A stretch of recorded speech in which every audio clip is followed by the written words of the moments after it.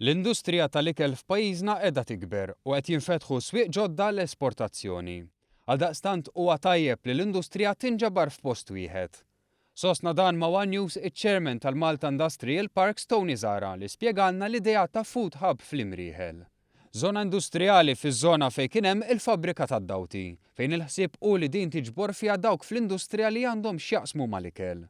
U bekk nikkreatjaw sinerġija, ikollok l-istess tip ta' industrija ħdej xulxin, allura inti għandek a food industry li għandha bżonn certain standards u bekk ma jkollokx jew cross contamination bej ħaġa u oħra u jista' jkun ikollok ukoll xifti ta' cross fertilization bej industrija u oħra.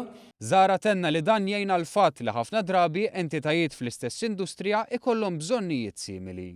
Bżonnijiet li bl-idea ta' Food Hub ma jkunux mifruxa f'żon industrijali mal-pajjiż imma miġbura f'post wieħed. Zara innota li l-ħidma fuq dan il-kunċett mhixja ġmiela, għalkemm hemm sfida ewlenija fl-eks fabbrika tad-Dawti, fejn tinsab pjattaforma tal-konkrit ta' madwar 8,000 metru kwadru li jista' jkun hemm bżonn titneħħa. Biċċa xogħol li l-MIP qed tara tistax tkun evitata biex ma jittieħed xogħol għal xejn u żieda sostanzjali fl-iskart. Però minkejja l-isfidi Zara jinsab entużjast dwar l-idea ta' Food Hub sabiex din l-industrija f'pajjiżna tkompli tikber u tissaħħaħ anke lil hinn mill-fruntieri ġeografiċi tagħna.